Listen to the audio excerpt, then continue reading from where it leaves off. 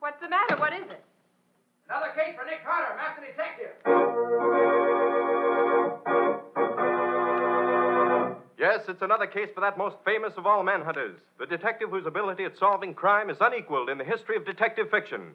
Nick Carter, Master Detective, presented by the three great Linex home brighteners. Linex Clear Gloss, Linex Cream Polish, and Linex Self-Polishing Wax. Created by Acme, America's great producer of Acme quality paints.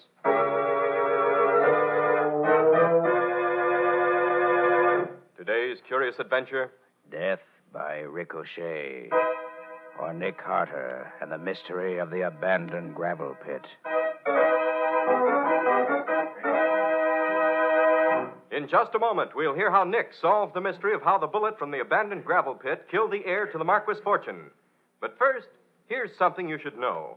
Millions have found what wonders Chemtone, the miracle wall finish, can do for walls. Now, millions more are learning what amazing new beauty the three great Linex home brighteners bring to floors, woodwork, and furniture. Linex Clear Gloss Varnish, the durable super varnish that dries to an elastic, transparent surface which protects all wood and linoleum in your home. Linex Cream Polish, which cleans as it polishes, leaving no oily film on your furniture. And Linex Self-Polishing Wax, which beautifies your floors with a satiny yet tough, non-skid finish that resists wear, water, and dirt. You'll find the three great Linex home brighteners at your hardware, paint, or department store. Your headquarters also for Chemtone, the miracle wall finish.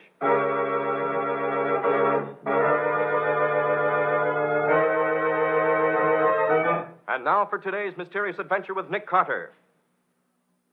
As we open our story, Nick is talking with a young friend of his whom Patsy has just brought in. But if it's not a criminal case, John, why come to me? Because it's the next thing to it, Nick. Well, all right. Let's hear it. We'll better take notes, Patsy, in case we want them later. Of course, Nick. Go ahead, Mr. Mack. Nick, I killed a man this morning. What? Oh, it was an accident, of course, but he's dead just the same. Well, tell me about it. What happened? Well, I was shooting in the old gravel pit back of my place on the highway. I've been shooting there a lot, getting ready for the pistol meet that's coming up. Well, this morning I was practicing out there when one of my slugs hit something and ricocheted. I never dreamed that a ricochet could get out of the gravel pit, but this one did, and traveled as far as the Marquis estate. You mean the Clara Marquis estate? Yeah, that's right. And the man I killed was her son, Randolph. Well, that certainly ought to make front page copy. I should say so. Patsy, get me her file out of the file room. Coming right up, Nick. Now, John, where was Randolph when it was hit? At the back of the estate, helping one of his nephews rebuild the fence. Uh-huh. The nephew, Dave Barton, said he heard the shot, and then the whine of the bullet, and then Randolph fell over. He died instantly. Here you are, Nick. Our file on Clara Marquis. Thanks, Patsy. Now, let's see. Lives in a rambling old red brick mansion a mile out of town along the highway. No servants. That's funny, with all her money. Relatives living with her take the place of servants. Her son, Randolph, acts as general handyman on the estate. She handles all business matters herself.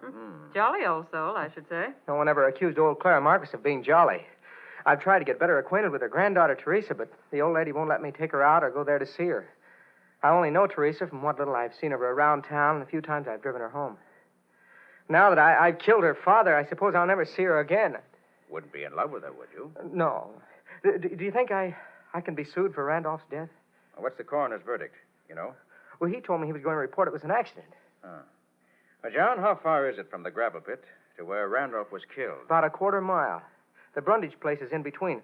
Old man Brundage was out picking berries in the back of his place. He says he heard the bullet whine over his head. I suppose there's no doubt about the time? No, the sheriff checked on that. Randolph was killed while I was shooting in the pit. No mistake about that. I see. Was the bullet identified as coming from your gun? Well, not exactly. It was too badly mutilated, the sheriff said, to be identified as having come from any particular gun. It was all flattened and twisted. Well, from what you tell me, John, it looks as if you're responsible, all right. For the funeral expenses and so on, at least. Well, I know that, Nick. I just want to be sure I don't get hooked for what money I've got saved by a damage suit later on. That's why I want you to investigate this for me right away. I want to have it proved an accident so that nothing can come up later to put me in the wrong more than I am now. Yes, I see what you mean, John. You want me to be sure that we know now all there is to know. Then we file that information away and hope we never need it, right? That's it exactly, Nick. Will you do it? Why, certainly, John. I have nothing else on my hands for the moment. Shouldn't be a long job, nor a difficult one. Now, first, I want to have a look at your gravel pit. All right. I won't be there, but Mother will let you in. I don't suppose there's any chance I didn't fire the shot that got Randolph. Now, the chances are you did, John. I want to determine the degree of negligence involved. If there's none on your part, you can hardly be held liable for the accident. Okay, Nick. I'll leave it to you. I'll be seeing you. Right, John. And don't worry. I think I can clean this up for you.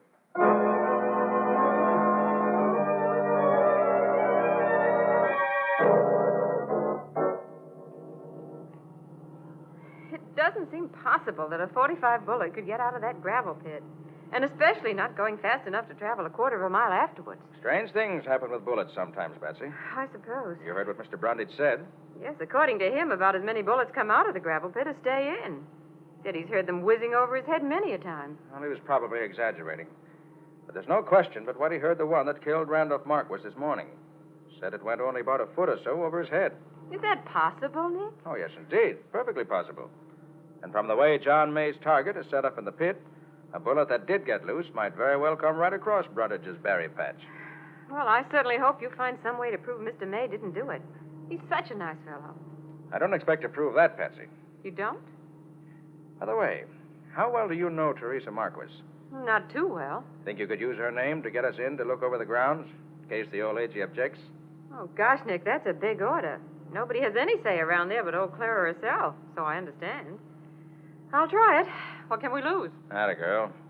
Let's attack them from all sides at once.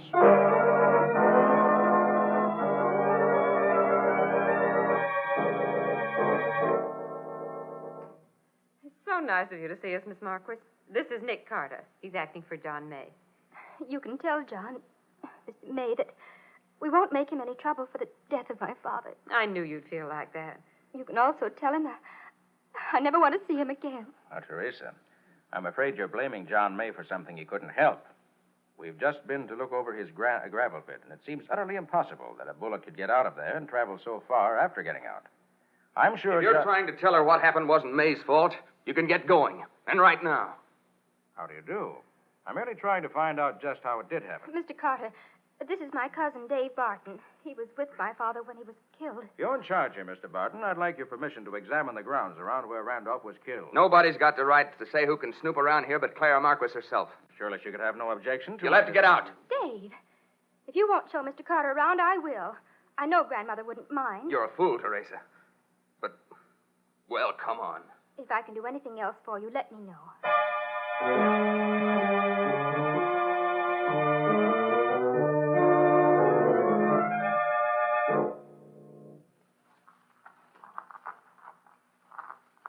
We were putting up a new fence here, Brandy and I. We've been working out here for several days. We could hear young May shooting down in that pit of his all the time. This morning it was different. The shot sounded the same, only this time I heard the whine of the bullet right after it. Now there, here's where Randy was standing. I was down there. The time I got to him was deader than a doornail. If I could get my hands on that young May... Mr. Barton, is that fence over there about 30 feet? The edge of your property? Yes. The bushes there on Brundage's side. He was picking berries out there somewhere this morning when Randy was killed. Nick, would you hear the shot before you heard the whine of the bullet going by? Certainly, Patsy. You would with an Army .45, which John was using. Because of the size of the bullet, its velocity is slower than that of sound. So you'll hear the report before you hear the bullet. Somewhat... Mr. Carter, Grandmother's very ill. We sent for the doctor, but she heard that you were here and for some strange reason wants to see you right now. Mrs. Marquis wants to see me? You sure? Very sure, Mr. Carter. She insisted. Can you come right away, please?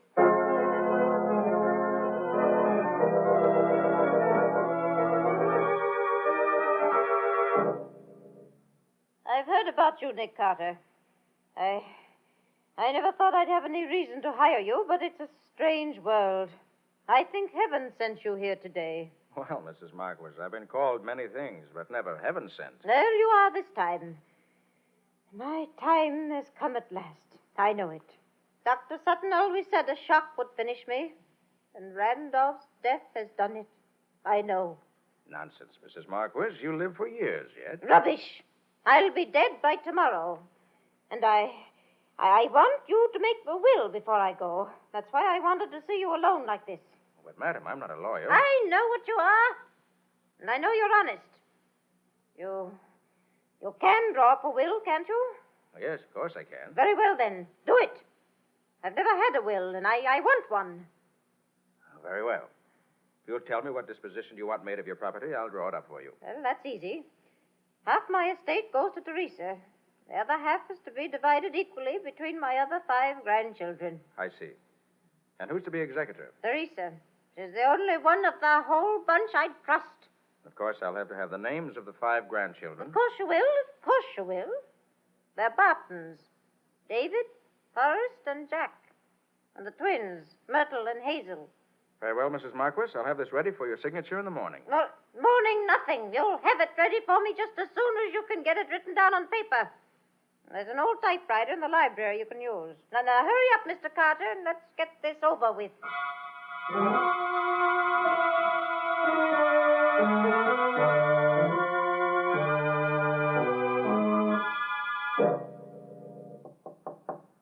Yes?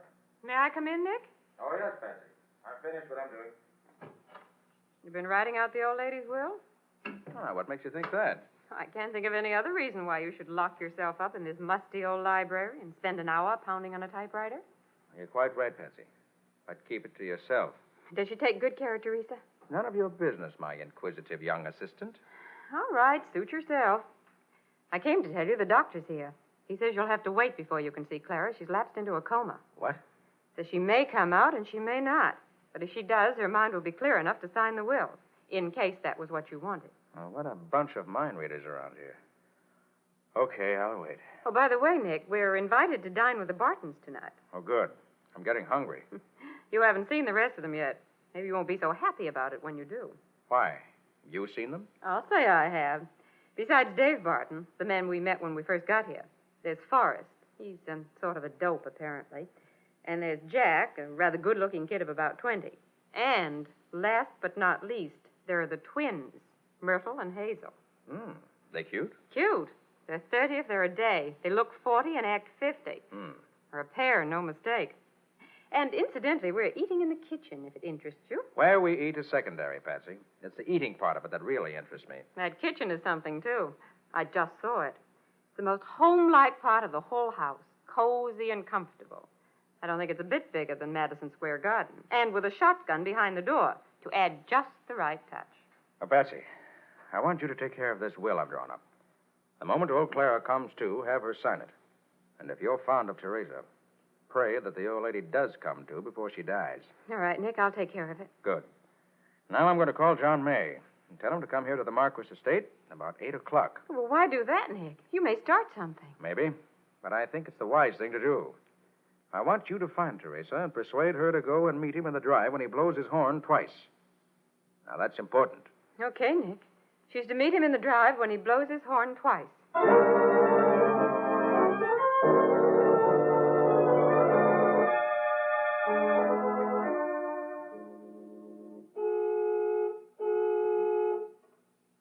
I still don't get it, Nick. Couldn't you find a better time and place for me to meet Teresa? A better time, perhaps, but not a better place. John, I want you to take Teresa away from here, at once. Are you kidding? I am not. The odds are that you'll be saving her life. Before morning, she may be in deadly peril. Believe me. Okay, Nick. I'll take her. If she comes. Oh, John. Teresa. Oh, darling. John. Which is my cue to...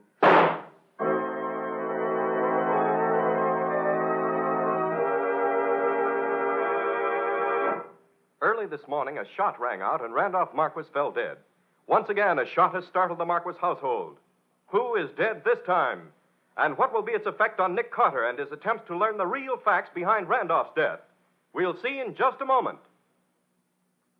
If you're having difficulty keeping your floors spick and span these slushy winter days, here's the answer. You needn't have track-in trouble at your house, not when you use Linex Clear Gloss Varnish to protect your floors. You see, Linex Clear Gloss Varnish resists both water and dirt so that they're easily wiped away. And Linex Clear Gloss provides an elastic, durable finish that really wears. retaining its lustrous, transparent beauty for a long, long time. Yet it's easily brushed on, and it lessens your housework amazingly. Linex Clear Gloss even resists damage by hot grease, boiling water, fruit acids, perfume, and alcohol, making it the ideal protection for every wood and linoleum surface in your home. Yes, Linex Clear Gloss Varnish is the finest household protective finish you can buy. Depend on it, as so many wise homemakers do. Ask your dealer now for Linex, Lin-X, Linex Clear Gloss Varnish. You'll find all three great Linex home brighteners and Chemtone, the miracle wall finish, at hardware, paint, and department stores everywhere.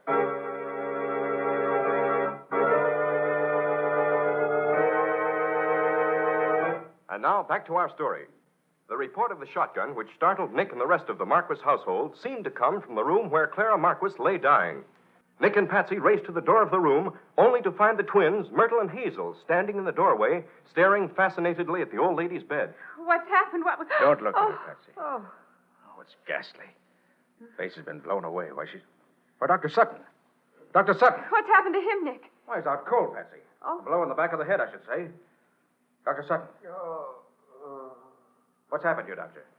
I don't know. I was alone here with a patient. Something hit me. That's all I know. I don't even know where whoever hit me came from. Well, whoever hit you did for the old lady, all right. Did either of you girls see anything? No. Where are your brothers? Where were they when this happened? Oh, come on. You might as well tell me if you know. Oh, all right. I'm going to call the sheriff's office. Do you suppose you two could sort of stay here with the body until someone gets here? We'll stay. Well, there's nothing more I can do for her now. I think I'll get some fresh air. Want to step outside with me, Mr. Carter? Why, of course. I'll be right with you. Oh, Patsy. Mm-hmm. Will you pack up the doctor's things and bring them out to the car? Surely, Nick. All right, Doctor. Let's get out of here. Terrible thing, Mr. Carter. Terrible. Yes, it is. Poor old lady. She wouldn't have lasted the night anyway. What I wanted to tell you was this. Patsy said it was very important to Teresa to get that will signed. So I gave the old lady an injection which revived her long enough to read the will. Then she signed it, and Patsy and I witnessed it. Was that right? Perfect, Doctor. Perfect. You have the will now? No, I gave it to Patsy. What? Well, you trusted her with it, so I did. Clara's murderer finds Patsy, has it? Patsy will be the next victim. Come on. I wonder if she's still in Clara's room where we left her. I didn't know. I should have. Patsy. Patsy! She's not here. Do either of you twins know where she went? No, she left. We thought she was with you, didn't we, Myrtle? Yes. We thought she was with you. Oh, come on, Doctor. We've got to search the house. There's no time to lose.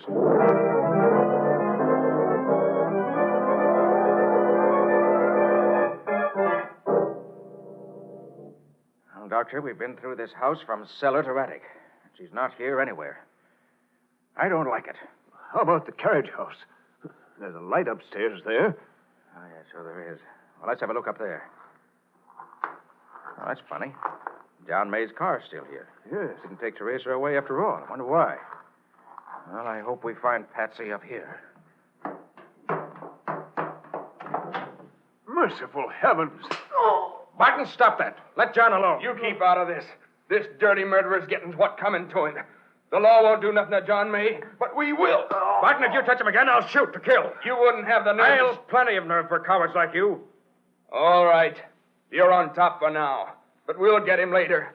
See if we don't. Now, you two. Forrest and Jack, let Teresa go. All right. Take that gag out of her mouth. Be quick about it. Oh, Mr. Carter. Oh, thank heaven you've come. Oh, Doctor, you better have a look at May. He's pretty badly beaten up. Only thing holding him up are the ropes tying him to that post. Yes. He's in a pretty bad way. Dave must have hit John at least 20 times. What happened, Teresa? Well, they got John right after you left and made me come with them.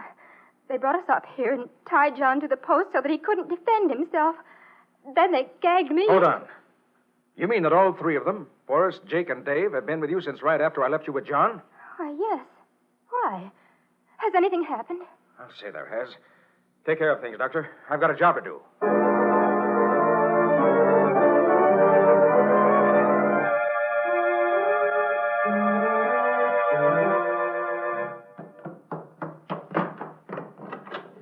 Where is she? Where have you got her? Got who? What have you done with her? Oh, in the closet, I suppose. What the... Why, that's not... Drop that gun. Don't be a fool. Take that shotgun out of the middle of my back. You're the fool. Drop that gun. Very well. Here. Since the body in the closet is that of old Clara, I suppose you must have Patsy under that sheet on the bed. Yes. What have you done to her? Not much. We had to twist her arm a little to make her tell us where she put the will, that's all. Isn't it, Myrtle? Yes. We have it now. It's torn in little pieces. All right. So you've got what you wanted. Now let us go. No. We got us a lawyer, too. We know you and your girl could go to court and tell what the will was, and that would be as good as a will. Yes. We aim to take care of you both. You can't get away with this. I warn you. Yes, we can. Easy. We'll say Teresa did it. Yes, we will. You didn't suspect us, neither will anyone else. We'll blame Teresa. Well, Patsy, I've heard about enough, haven't you? Oh, you don't? Sorry to hit a woman, but... All right, Patsy. That takes care of the twins for now. Now, let's see what you look like under that sheet. Wait a minute. Wait till I get this gag out of your mouth. There. Oh, Nick, I thought you'd never get here. How'd you ever get away from that gun she was holding in your back? I've studied commando tactics, Patsy. One thing I learned was that if someone is holding a gun at your back, you can twist away from the gun faster than if someone can pull the trigger. Oh. Try it sometime. Thanks. I'll take your word for it, gladly. So, with Hazel, or Myrtle, knocked cold from the recoil of that 10-gauge shotgun, and Myrtle, or Hazel, out cold from the sock on the jaw I was supposed to give her, we have peace. Temporarily. Peace. Blessed peace. Even temporary peace. I hope the sheriff gets here pretty soon now. I'd like to get rid of these two vipers. Viperesses, Nick. Viperesses. Before they try biting someone else.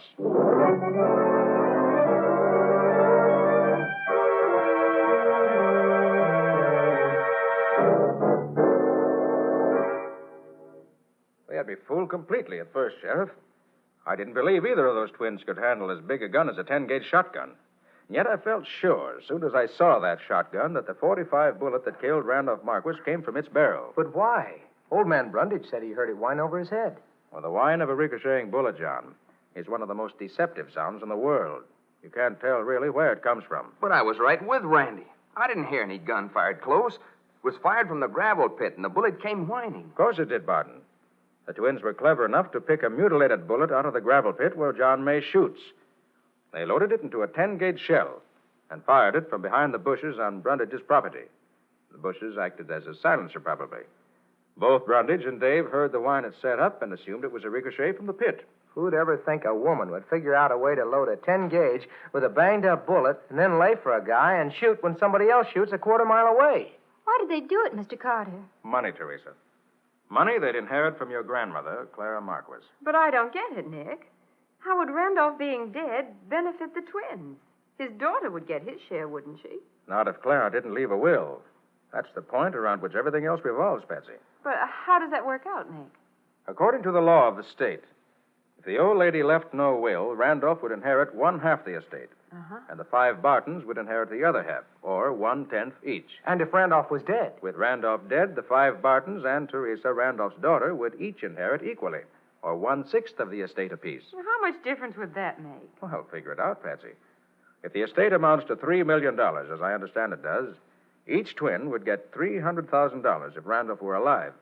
But with him dead, they would each get $500,000, or $200,000 more. Oh. Wouldn't that be worthwhile for them? Gosh, that is some difference, isn't it? So when they found that old Clara was about to make a will, they had to stop it. Of course. They knew Teresa was the favorite and would get most of the money. So they killed Clara before she could sign the will I drew up. Well, then they must have found out afterwards that old Mrs. Marquis had signed the will before she was killed. How'd they learn that? Now, that, John, we'll never know. Somebody said too much or too little. At any rate, they found out just enough to know that Patsy had the will and that it was signed. So they bided their time and got it away from Patsy. Then they laid for me to get rid of any possible witness to the existence of a will. Do you suppose they would have killed me, Mr. Carter? No, Teresa. Not if they had got rid of Patsy and me. I asked John to come here and take you away because I didn't know which way the cat was going to jump. I was afraid the killer would try to nullify the effects of the will by killing you. But fortunately, the dear twin selected Patsy and me as the victims and you for the logical suspect. Well, anyway, I'm glad you asked John to come over here, no matter what the reason was. It settled things for him and me very nicely. It's just the way I wanted it to be, Nick. Although I hadn't hoped to get it for a long time yet. Which proves that you never know where your blessings are coming from. Or something. Well, anyway, good luck to you both.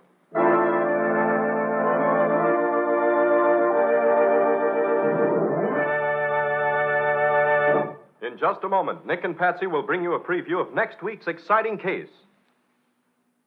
But first, here's a suggestion. On a winter night, as the family gathers cozily at home for an evening of fun together, every moment is more enjoyable when home looks its inviting best. And it always does when you depend on the three great Linex home brighteners to keep woodwork, floors, and furniture sparkling. Your furniture, for example, regains its original gleaming beauty when you use Linex Cream Polish. For Linex Cream Polish cleans as it polishes, removing in one quick application all the cloudy accumulation of dust in previous polish. Yes, you save one whole step in your cleaning day routine when you use Linex Cream Polish on your furniture. It's truly the modern shortcut to furniture upkeep, taking only half the time. You'll find that Linex Cream Polish banishes messy fingerprints from your furniture, helps to hide ugly scratches, too. And there's no oily film on your furniture to attract more dust, to make more work. So do ask your dealer for Linex Cream Polish. Ask for all three great Linex home brighteners. Remember, that's Linex, spelled Lin-X. You'll find them all. Linex self-polishing wax, Linex cream polish, and Linex clear gloss varnish at your nearest hardware, paint, or department store.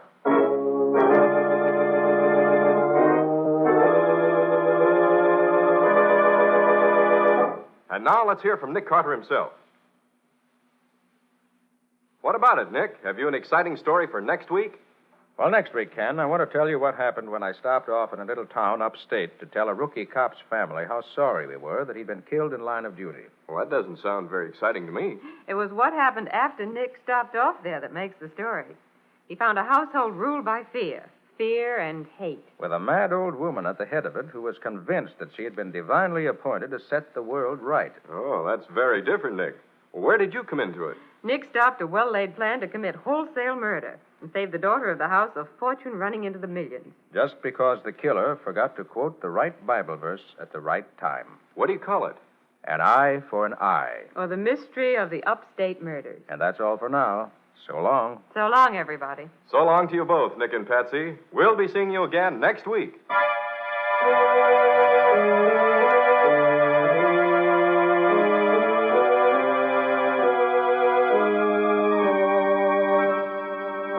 Next week at this same time, listen to another curious experience of Nick Carter, Master Detective, entitled An Eye for an Eye. For Nick Carter and the Mystery of the Upstate Murders.